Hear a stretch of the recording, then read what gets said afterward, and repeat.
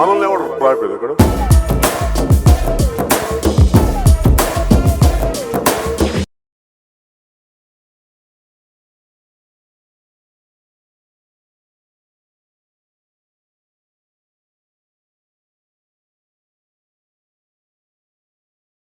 మద్యపానం, ధూమపానం ఆరోగ్యానికి హానికరం. అమ్మలకి అభ్యంతరం, చాలా ఇబ్బందికరం. కోడికి ఉందా ఈ పెళ్ళాచారం, జంటలు కట్టే జంతువులెరుగవు వెడ్డింగ్ విడ్డూరం, ఎందుకు మనకి గ్రహచారం, అందుకని భద్రం బీ కేర్ఫుల్ బ్రదరు, భర్తగా మారకు బ్యాచిలరు, షాదీ మాటే వద్దు గురు, సోలో బ్రతికి సో బెటరు. అవును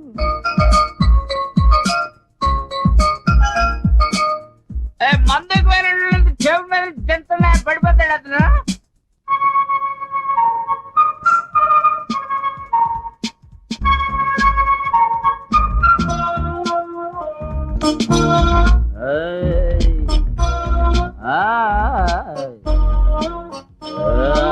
పులిలాగే పెళ్లికి కూడా లెటర్స్ రెండేరా, పర్వాలేదని పక్కకి పోతే పలారమైపోరా.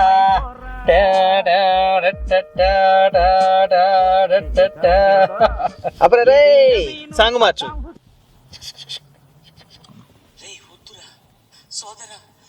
పెళ్ళి అంటే నూరే వెళ్ళమంటారా, ఆదరా బాదరా, నువ్వు వెళ్ళి గొద్దులో పడదురా రే. Don't worry hey hey be happy, hey hey don't marry be happy. అభిగాడి ఫోన్ చేయి, తనే కలుద్దామని చెప్పాలి కదా. ఓకే మన సెల్ఫీ తీసేసావు కదరా మిత్రద్రోహి. బ్యాచులర్ లైఫ్ లోకి అమ్మాయి వచ్చాక ఫోన్ లో వాల్ పేపర్లు, రూమ్ లో వాల్ పోస్టర్లు అన్ని మారిపోతాయిరా. గాడిది గుడ్డులే. ఎవర్రా అమ్మాయి? చాలా ఫెమిలియర్ ఫేస్ గా ఉంది, ఎక్కడో చూసినట్టుంది. తన షార్ట్ ఫిల్మ్స్ యాక్ట్ చేస్తుందిరా. రీసెంట్ గా సచి అనే షార్ట్ ఫిల్మ్ చేసింది, చూడలేదా? సచీనా? గోడసలు జలసి. ఓరు నాయనో, నీకు పెళ్ళి అయ్యాక బొంగి వదిలేస్తుంది. నీ బొందరా నీ బొంద. ముందు అబ్బగాడికి ఫోన్ చేయి. అలాగే పెళ్లి కొడక, కాలేజ్ అయ్యాక కంటిన్యూ చేద్దాంలే.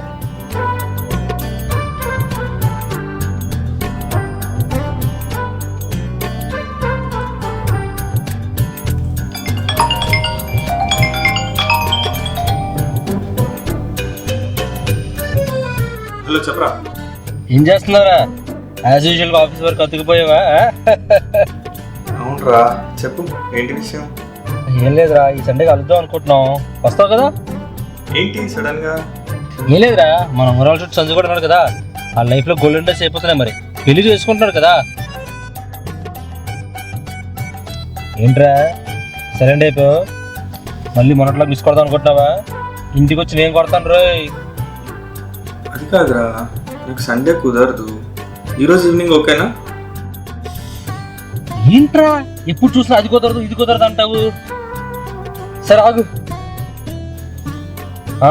సర్లే, అదేరా నీ పెళ్ళప్పుడు ఎప్పుడో కలిసాం కదా, అక్కడికి వచ్చాయి. ఇంటికి వచ్చేయండిరా. ఇంటికి ఎందుకురా, ఫుల్ ఫార్ములాగా ఉండాలి, బయటతో మంచిగా పార్టీ చేసుకోవచ్చు. ఏం పార్టీరా? అసలు ఈ క్వశ్చన్ ఉన్నావు నిజంగా అడుగుతున్నా. ఏదో వీలైతే వాడ్కా కాస్త కాక్టైల్. మందు లేకుండా పార్టీయే ఉండదు అన్నట్టు మాట్లాడకరా. మద్యపానం ఆనందానికి కారకం, కానీ కాపురానికి హానికరం. అందుకే ఫుడ్ పట్టి అయితే చెప్పు, వచ్చేస్తా. ఓ మందుని రీప్లేస్ చేసే ఫుడ్ అంటే లిస్ట్ చాలా పెద్దగా ఉంటుంది రోయ్. మరి అబ్బో ఏంటో లిస్ట్. వలోచారు బిర్యానీ, చికెన్ చెట్టినాడ్, గ్రానైట్ చికెన్, ఇంకా లూజ్ ప్రాన్స్, చాలా కోరికలు ఇలా. మరి నీ ప్లాన్ నాకు అర్థమైందిరా. ఇవన్నీ కావాలంటే $2000 ఖర్చు పెట్టి ఇండియా వెళ్ళాలి. అది కుదరదు కాబట్టి మళ్ళీ మధ్య పార్టీలోకి లాకెళ్దామనే కదా నీ ప్లాను. $2000 అవసరం లేదు, $2 పెట్రోల్ కొట్టించుకుంటే పని అయిపోతుంది. ఏం మాట్లాడుతున్నావు రాజా? మన ఇంటి దగ్గర చౌరస్తా అని ఒక రెస్టారెంట్ ఉంది. అక్కడ ఇలాంటి బ్రహ్మాండమైన భోజనాలు బడ్జెట్ లో బోల్డ్ దొరుకుతాయి. తప్పించుకునే ప్రసక్తే లేదు. ఈవినింగ్ అక్కడ వెళ్దాం, వచ్చేయండి. అలా ఇరుక్కున్నానా? సరే మంచి ఫుడ్ అంటున్నావుగా, ఈరోజు కొంచెం త్యాగం చేస్తారా నీకోసం? నేను త్యాగం చరిత్రలో నిలిచిపోతుందిలే కానీ ఈవినింగ్ మాట్లాడుకుందాం. సరే ఆచార్య, బాయ్. బాయ్. అమ్మకి ఓ రోజు, అమ్మకి ఓ రోజు.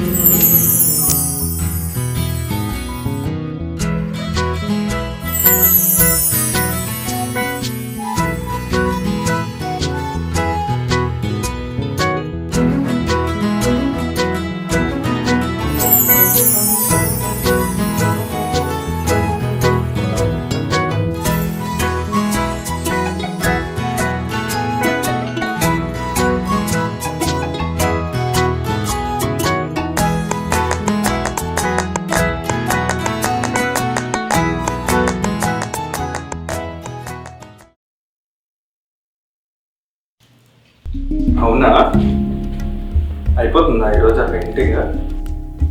యా 1 or 2 hours అంతే. అది అయ్యే టైంకి నేను కూడా వచ్చేస్తాను. వాళ్ళు వచ్చేసారు, మళ్ళీ బాయ్. ఇంత పంక్చువల్గా నీ లైఫ్లో చేసిన మొదటి పని అనుకుంటా.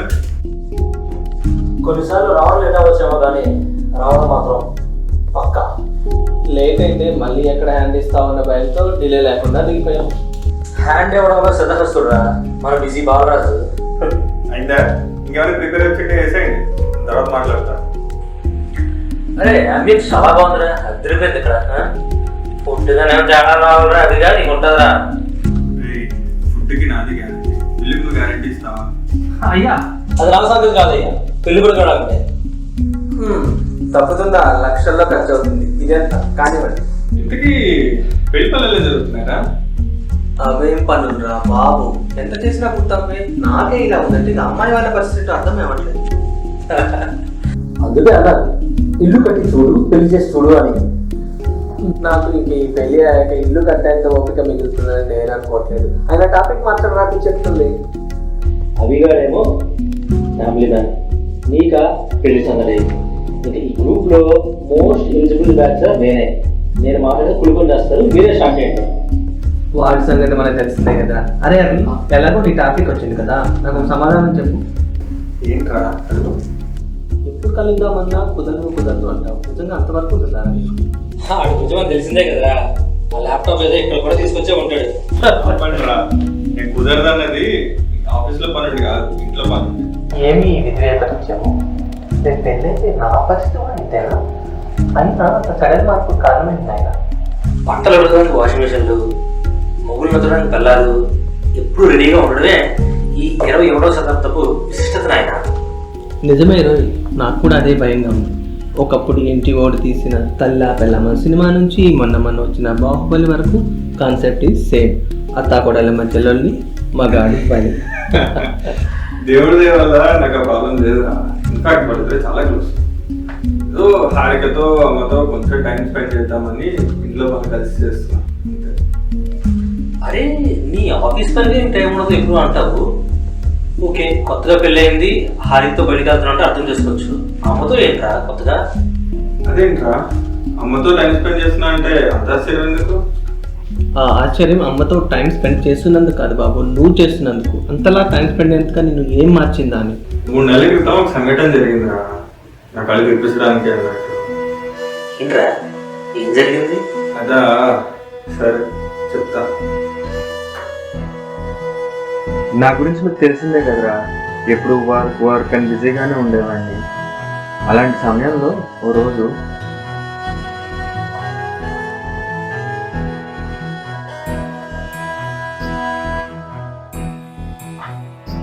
Sure, I will schedule a call right now.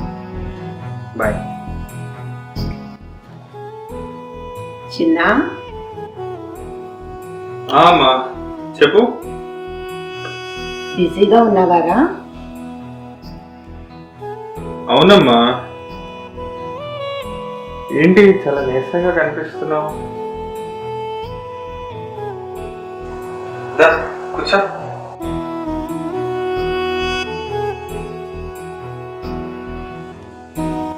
ఏం లేదురా, కాళ్ళు నొప్పి కొంచెం ఎక్కువైనట్టుగా ఉంది. అయ్యో ఏమైందమ్మా?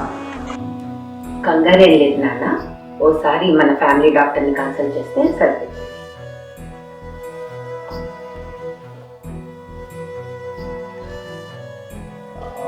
ఇవాళ చాలా అర్జెంట్ వర్క్ ఉందమ్మా. సర్లే నాన్న, తొందర ఏం లేదు, నీకు వీలైనప్పుడే వెళ్దాం.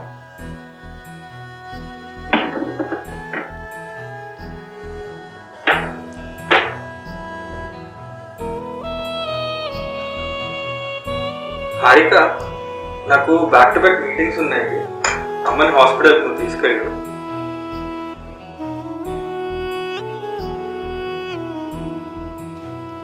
పదండి అత్తయ్య, నేను తీసుకెళ్తాను మిమ్మల్ని.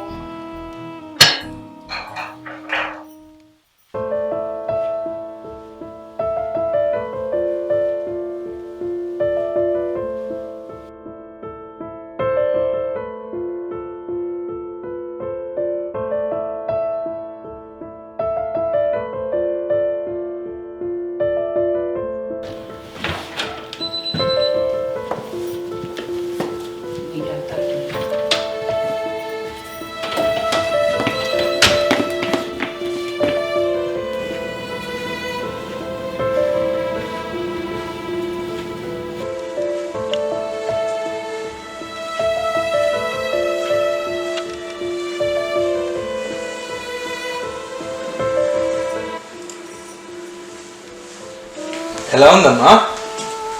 పర్లేదురా, ఇంజెక్షన్ ఇచ్చాడు, ఇప్పుడు కొంచెం నొప్పి తగ్గింది. ఏమన్నాడు డాక్టర్? ఏమన్నాడు? అంత కంగారు పడాల్సిన అవసరం ఏమీ లేదు, టాబ్లెట్స్ రాసిస్తాను, వేసుకోండి అన్నాడు. ఓకే, నొప్పి తగ్గిపోయింది కదా, టాబ్లెట్స్ మర్చిపోకుండా వేసుకో రోజు. సర్లే నాన్న.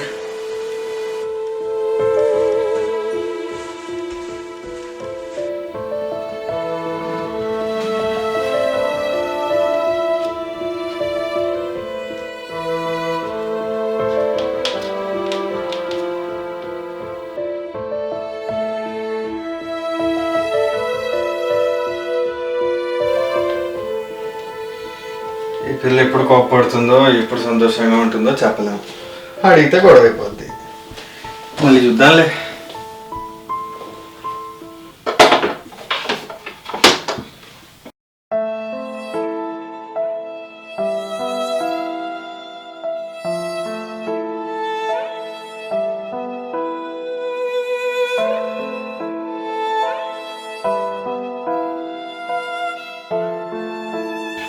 ఏమైంది నీకు నిన్నటి నుంచి?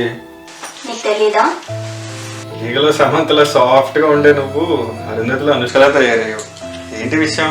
అత్తయ్యకి ఎలా ఉందో తెలుసా? అడిగాను, బానే ఉంది, టైంకి టాబ్లెట్స్ కూడా వేసుకుంటుంది. సో అక్కడితో నీ పని అయిపోయింది అంతేనా? అలా అని కాదు, అసలు ఏంటి విషయం?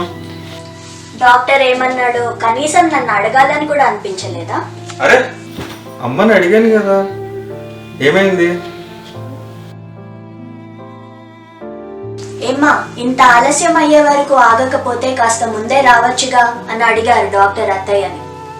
దానికి అత్తయ్య, అయ్యో చిన్న నొప్పే అనుకున్నానండి, పిల్లలు తినడానికి పడుకోవడానికి కూడా టైం లేకుండా కష్టపడుతున్నారు, ఇలాంటి చిన్న చిన్న విషయాలు చెప్పి వాళ్ళని భయపెట్టడం ఎందుకు అని చెప్పలేదు అన్నారు. మీరు ఇలా నిర్లక్ష్యం చేయకూడదు, ఇలా ఇంకొన్ని రోజులు అశ్రద్ధ చేసుంటే చాలా ప్రమాదం జరిగేది అన్నారు డాక్టర్. పేరుకే ఒక ఇంట్లో ఉన్నాం, కనీసం తనకి నొప్పిగా ఉంది అని చెప్పుకోలేనంత దూరంగా ఉన్నాం. దగ్గరగా ఉండడం అంటే ఒక ఇంట్లోనో ఒక ఊర్లోనో ఉండడం కాదు, నవ్వులు నొప్పులు పంచుకునేంత దగ్గరగా ఉండాలి. ఆ రోజు హారిక అడిగిన ప్రశ్న నన్ను చాలా డిస్టర్బ్ చేసింది. కాలు నొప్పి కాబట్టి సరిపోయింది, అదే గుండె నొప్పి అయి ఉంటే ఎంత ప్రమాదం జరిగేదో. అమ్మకి నాకు చెప్పడానికి ఏంటి ప్రాబ్లం?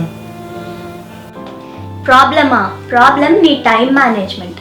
తన కోసం నీ దగ్గర టైం ఉందని తెలిస్తేనే కదా తను చెప్పుకునేది. ఎప్పుడు చూసినా బిజీగా ఉంటే ఎలా చెప్తారు? చెప్పి డిస్టర్బ్ చేయడం ఎందుకనే కదా ఆలోచిస్తారు. నువ్వెవరి కోసమైతే కష్టపడుతున్నాను అనుకుంటున్నావో వాళ్ళ కోసం నీ దగ్గర టైం లేనప్పుడు అది వాళ్ళ కోసం కష్టపడినట్టు కాదు, నీ సెల్ఫ్ సాటిస్ఫాక్షన్ కోసం పడ్డట్టు. ఎందుకలా అంటావు? నేను మీకోసమే కదా కష్టపడేది. నేను కష్టపడి 2 గంటలు మటన్ బిర్యానీ వండినంత మాత్రాన నాన్ వెజ్ తినని వాడు తినేస్తాడా? వండి నేను అలసిపోతాను, ఆకలితో వాడు నలిగిపోతాడు, ఇద్దరికీ నిరాశే మిగులుతుంది. నువ్వు కష్టపడుతున్నావు కరెక్టే, అది ఎదుటి వాళ్ళకి ఉపయోగపడినంత వరకు అది వాళ్ళ కోసం పడినట్లు ఎలా అవుతుంది?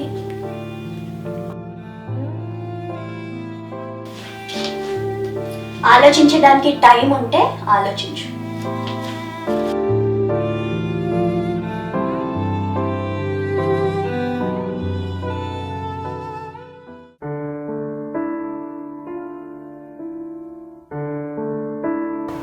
Thank you.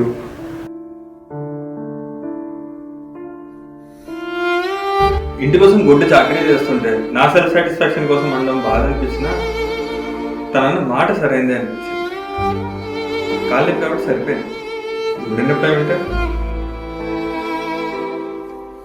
పరిస్థితి చేదాటిన తర్వాత పరిష్కారం పెట్టుకోవడం సబబు కాదు. నిజమేనా? ఇప్పుడు ఎలా ఉంది అమ్మకు? Yeah, she's fine. అమ్మ ఎలా ఉన్నామని అడిగితే నాకేంట్రా నేను చాలా బాగున్నాను, ఏం టెన్షన్ పడకండి, అంతేగాని ఏమీ చెప్పదు.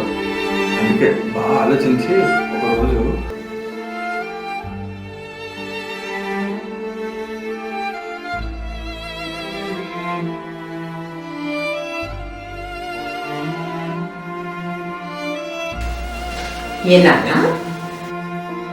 ఇవాళ ఏం వర్క్ లేదు, నాకు వంట నేర్పిస్తావా?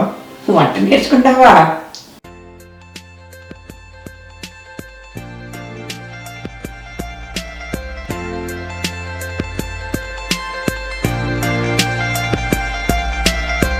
ప్రతిరోజు సూర్యుడు ఉదయిస్తూ ఉంటాడు, అయినా రథ సప్తమి సూర్యుడికి ఓ రోజు, ప్రతి క్షణము ఈశుడు నడిపించే దేవుడు, అయినా శివరాత్రేమో ఆ శివుడికి ఓ రోజు, కొలిచే ప్రతి దేవునికి ఉంది ఓ పండగ రోజు, కొలిచే ప్రతి దేవునికి ఉంది ఓ పండగ రోజు, అందుకనే అంకితమిచ్చా అమ్మకి ఈరోజు, అమ్మకి ఈరోజు, అమ్మకి ఈరోజు, అమ్మకి ఓ రోజు, అమ్మకి ఓ రోజు. ఆ రోజు అమ్మ ఎంత సంతోషంగా ఉందో మాటల్లో చెప్పలేను. తన చిన్ననాటి విషయాలు, నా చిన్నప్పటి విషయాలు అన్నీ చెప్తూ తను కూడా ఓ చిన్న పిల్లలా కనిపించింది. రోజంతా ఎంత పని చేసినా కొంచెం కూడా అలసిపోలేదు. నాకు కూడా ఆ రోజు ఒక రిఫ్రెషర్లా నా ఆఫీస్ టెన్షన్స్ అన్నీ పోగొట్టేసింది. అప్పుడు నాకు ఒక విషయం అర్థమైంది. కష్టపడి సంపాదించే డబ్బు సుఖాలను ఇస్తుంది, కలిసి గడిపే సమయం సంతోషాలను ఇస్తుంది. దీవించేటప్పుడు కూడా సుఖ సంతోషాలతో వర్ధిల్లండి అంటారు. ఆ రెండిటిలో ఏ ఒక్కటి లేకపోయినా రెండోది వ్యర్థమే. అమ్మని చాలా గ్యాప్ తర్వాత అంత సంతోషంగా చూడడం వల్లేనేమో అది నా లైఫ్లో బెస్ట్ డేగా మారిపోయింది. అందుకే అప్పటి నుండి అమ్మతో టైం స్పెండ్ చేయడం స్టార్ట్ చేశాను.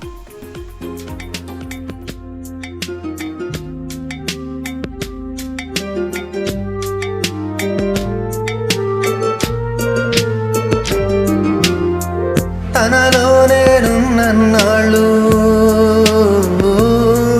తన గుండె సడే ధైర్యం నాకు, బయటకొచ్చి పడగానే ఆ ధైర్యం లేకే విలవిలలు, పక్కన నేనున్నానంటూ ఆ తల్లి ఒడే గమ్యం నాకు, జో కొట్టి ఊరడిస్తే మళ్ళీ నాలో కిలకిలలు. నా తొలి ఉదయం, నా తొలి అభయం, నా తొలి ధైర్యం, నా తొలి దైవం అన్నీ తానై నిలిచినది. తన సామ్రాజ్యంలోనా నేనేగా ఏకైక రాజు, తన సామ్రాజ్యంలోనా నేనేగా ఏకైక రాజు, అందుకనే నాలో ప్రేమకి అమ్మకి ఈరోజు, అమ్మకి ఈరోజు, అమ్మకి ఈరోజు, అమ్మకి ఓ రోజు, అమ్మకి ఓ రోజు, అమ్మకి ఓ రోజు, అమ్మకి ఓ రోజు.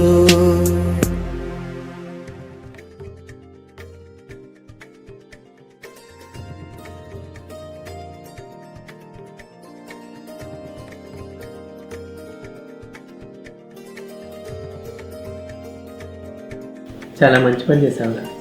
నువ్వు చెప్పింది నిజమే, కానీ వారం అంతా కష్టపడి మనకి ఒక్కరోజు కూడా రెస్ట్ లేకపోతే ఎలా చెప్పు? రెస్టా? వారం అంతా ల్యాప్టాప్ స్క్రీన్ చూసి అలసిపోయామని ఒక చిన్న మొబైల్ స్క్రీన్ పెద్ద టీవీ స్క్రీన్ చూడడం రెస్ట్ అంటే కాదు కదా. అయినా అమ్మ దగ్గర కంటే రెస్ట్ ఎక్కడ దొరుకుతుంది చెప్పు. మనం ఏదో పక్కన నుండి ఉత్సాహం చేస్తామే తప్ప ఈ పనైనా చేయిస్తుందా అమ్మ? శరీరానికైనా మనసుకైనా అమ్మ దగ్గర కంటే రెస్ట్ ఎక్కడ దొరకదు. మరి నీకు వీకెండ్స్లో మీటింగ్స్ అవి ఉంటాయి కదరా, అవి ఎలా మేనేజ్ చేస్తున్నావు? కుదరదని చెప్పి రీషెడ్యూల్ చేసేసుకుంటా. మనమే గవర్నమెంట్ ఉద్యోగస్తులు కాదు కదా ఇలాగా ఉద్యోగాలు రిస్క్లో పెట్టుకోవడానికి. కష్టపడ్డలో తక్కువేం చేయకూడదురా. చిన్నప్పుడు స్కూల్ బస్ రావడానికి గంట టైం ఉందంటే ఆ గంట టీవీ చూస్తూ టిఫిన్ తింటూ కట్టేసేవాడు. అదే 10 నిమిషాలకు వస్తుందంటే 10 నిమిషాలు తినేసి బస్ ఎక్కేసేవాడు. ఒక్కసారి ఆలోచించు, ఇప్పటికీ మనం టైం ప్రకారం పనులు చేయకపోతే మనం ఎదిగినట్టు ఎలా అవుతుంది? కానీ ఇది కాంపిటేటివ్ వరల్డ్ రా. మనం పర్సనల్ లైఫ్లో బిజీగా ఉన్నప్పుడు ఆ పని ఇంకొకటి చేయగలిగితే ఆ జాబ్ వాడికి వెళ్ళిపోతుంది. అది మనకి రిస్కే కదా. మనలో టాలెంట్ కష్టపడే తత్వం ఉన్నంతసేపు ఈ కంపెనీ మనం వదులుకోవాలనుకో. కాకపోతే రాజకీయాల వల్ల వేరే వాళ్ళకి వచ్చినంత హైక్ రాకపోవచ్చు, ప్రమోషన్ అనేది లేట్ అవ్వచ్చు. అది మనం జాబ్ రిస్క్ అనుకుంటామే కానీ ఆ మాత్రం చేయకపోతే అది లైఫ్కే రిస్క్ అవుతుంది. కానీ మనం ఎంత ఎక్కువసేపు కష్టపడితే అంత ఎక్కువ పని చేసామన్న కొన్ని మేనేజర్లు ఉన్నారు కదరా.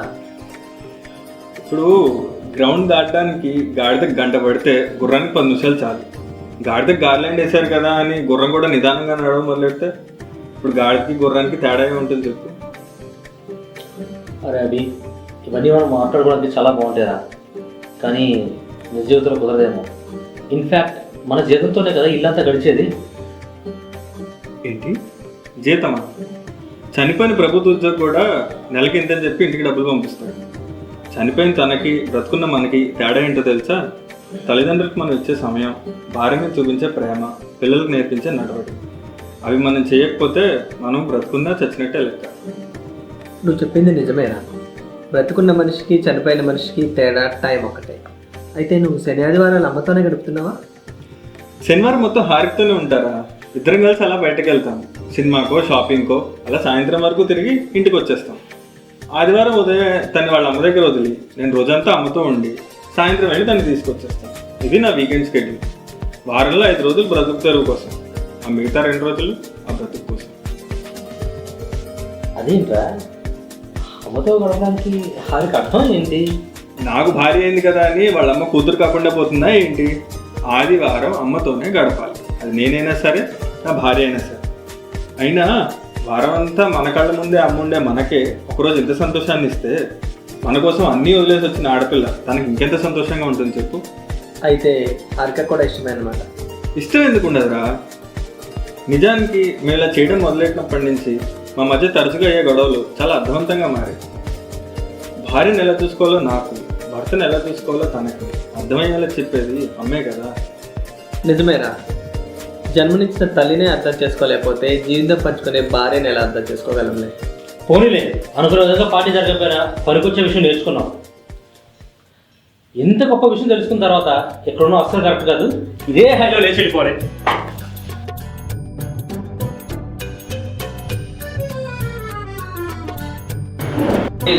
వచ్చేటప్పుడు నాకు ఇచ్చుకోవాలి వినకుండా కొంచెం ఇంట్రెస్టింగ్ టాపిక్ మాట్లాడుకుంటూ వెళ్ళచ్చు. జ్ఞానోదయం అయింది అమ్మ గురించి, పెళ్లి గురించి కాదు రాజా. నీ టార్చర్లో ఏం తేడా ఉండదు. Don't marry, be happy. అయితే నా బ్యాచలర్ పార్టీ పచ్చిపచ్చితోనే అయిపోయింది అనమాట. అంత లేదు, తమ్ముడు తమ్ముడే, కుమ్ముడు కుమ్ముడే. బ్యాచలర్ పార్టీకి ఉండాల్సిన 2 requirements: chilled beer, full budget. Ready చేసుకో. సరే అయితే మరి ఎప్పుడు ప్లాన్ చేద్దాం? సండేనా? ఎక్కడికి? ఎలాంటి ఎవడో రామాయణం అంతా విని రాముడు సీత ఏమైందండి అడిగాడంట. Sunday plan no more. అవును రోయ్, ఆదివారం అమ్మతోనే గడపాలి కదా.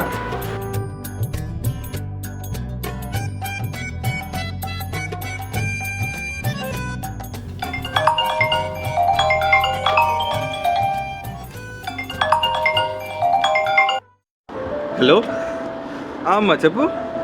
హలో చిన్న, హారిక పెయింటింగ్ కంప్లీట్ అయిపోయిందిరా, చాలా చాలా బాగుంది. ఓ సూపర్, అయితే నేను బయలుదేరాను, వచ్చేస్తున్నా. ఓకే నాన్న, బాయ్.